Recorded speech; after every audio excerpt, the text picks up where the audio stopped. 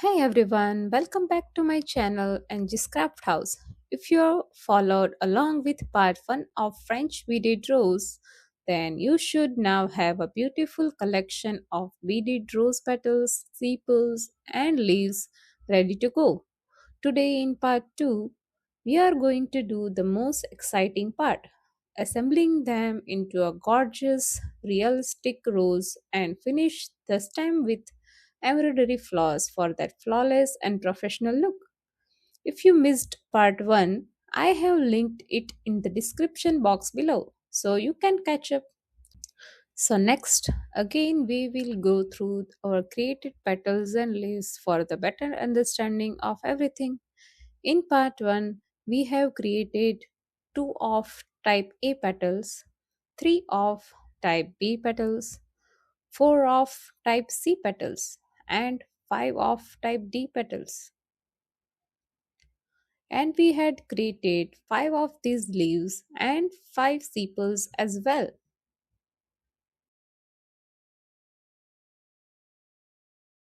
For the main stem, I am using heavy 3 mm thick floral stem wire, which is 15 inches long. You can easily adjust this length to fit your preferences.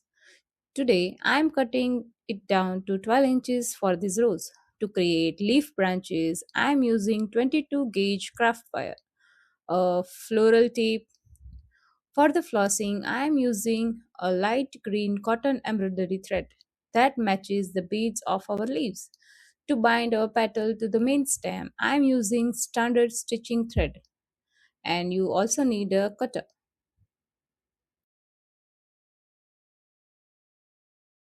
Now that everything is ready, let's start assembling. First, let's build the inner bud of our rose. Take your two smallest petals, which are type A. Give them a gentle, realistic curve by cupping them slightly with your fingers. As you do this, make sure that backside of both the petals face inwards toward each other. This creates a tight, realistic bud appearance. Place both the petals right at the top of your heavy stem wire, facing one another. Hold them tightly and secure them to the wire using your stitching thread. To lock them in place, wrap the thread downwards along the wires and then wind it back upwards. Stop just below the base of our petal.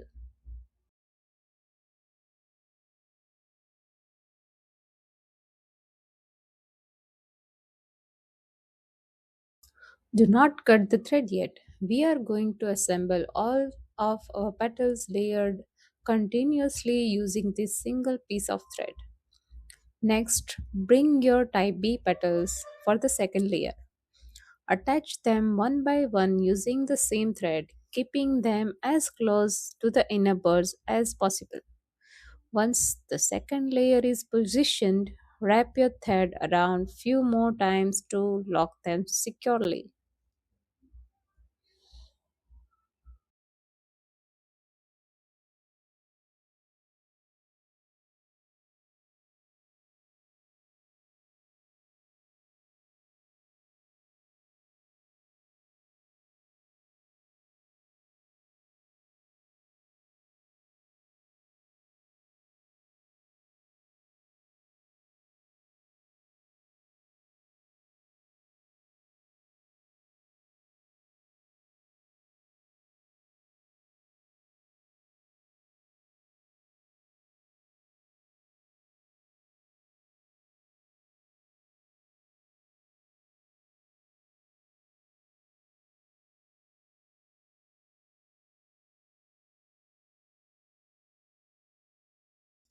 Now repeat this exact same process for type C and type D petals, rotating the stem as you go so the layers overlap naturally.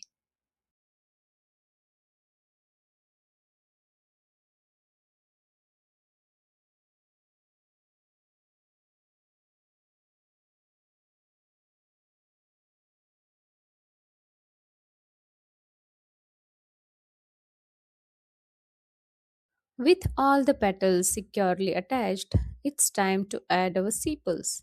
But before we do that, take your green floral tape and wrap it tightly around the base. This completely covers and binds all the exposed petal wire ends.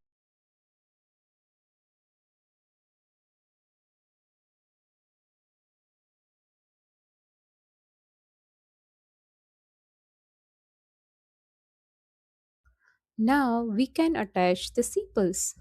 Position them so their back side faces inwards, hugging the outer layer of your rose petals. Space them evenly around the base one by one and secure them tightly using your stitching thread.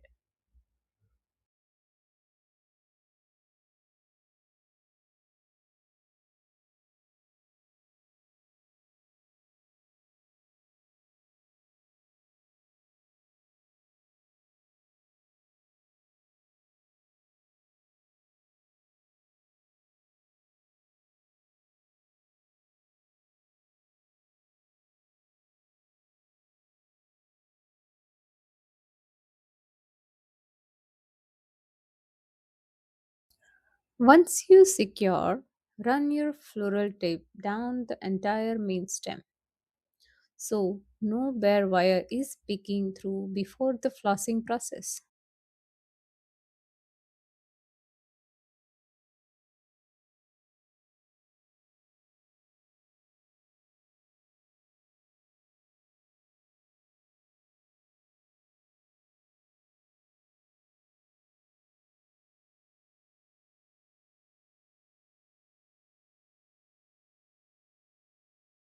Set the main stem aside for a moment and let's prepare our leaf branches. To make our leaves look realistic, we will assemble them into two separate branches using our 22 gauge wire cut to 4 inches. For leaf unit 1, attach your first leaf to the top of the wire using thread.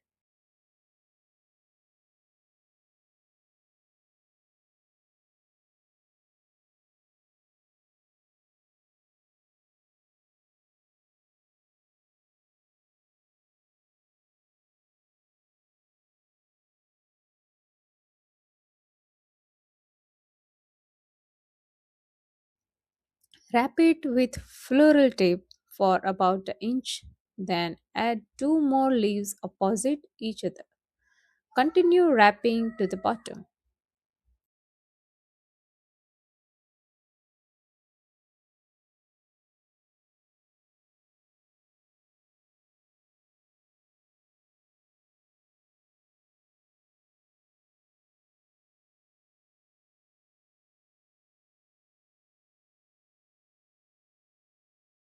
For leaf unit 2, follow the exact same method but use only the remaining two leaves. Next, we need to floss these two units before they go onto the main stem. Leave a small 1-inch tail of embroidery floss pointing downwards along the branch. Pinch that tail firmly against the wire with your thumb and index finger. Use your other hand to tightly wrap that long working end of the floss downwards, capturing and burying that tail completely. When you reach a leaf, wrap that thread down under the intersection, cross it behind the joint.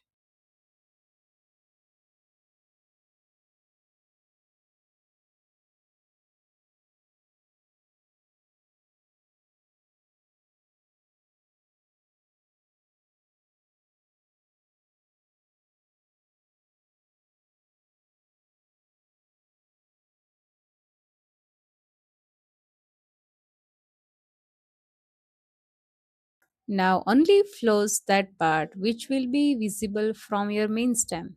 Secure the thread by tying the knot at the end and cut the thread after leaving 1-inch tail. Repeat this process for the second branch as well before we start flossing the main stem.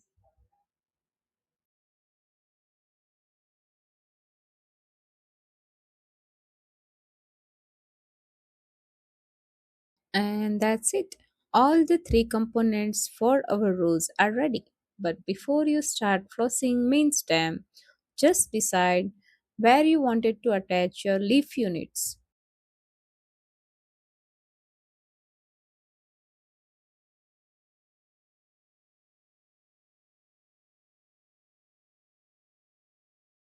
Here, I have decided to attach mine each leaf unit on different level. So next, let's begin flossing with main stem. To start flossing main stem, we will follow the same process that we had done for our leaf units.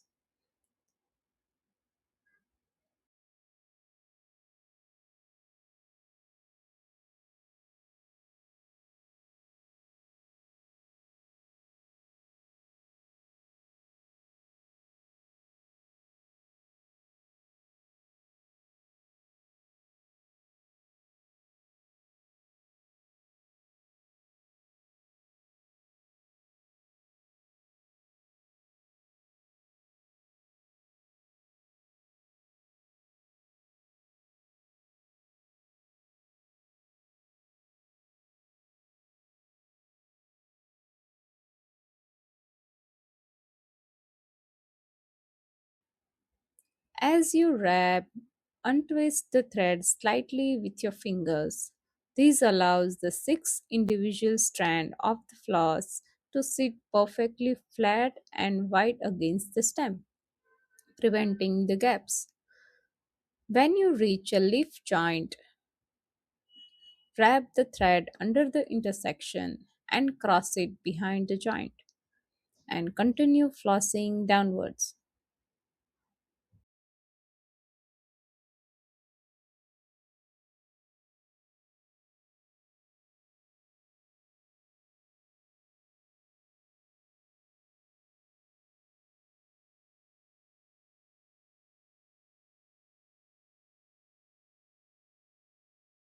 Repeat this same step when you reach the position of your second leaf unit.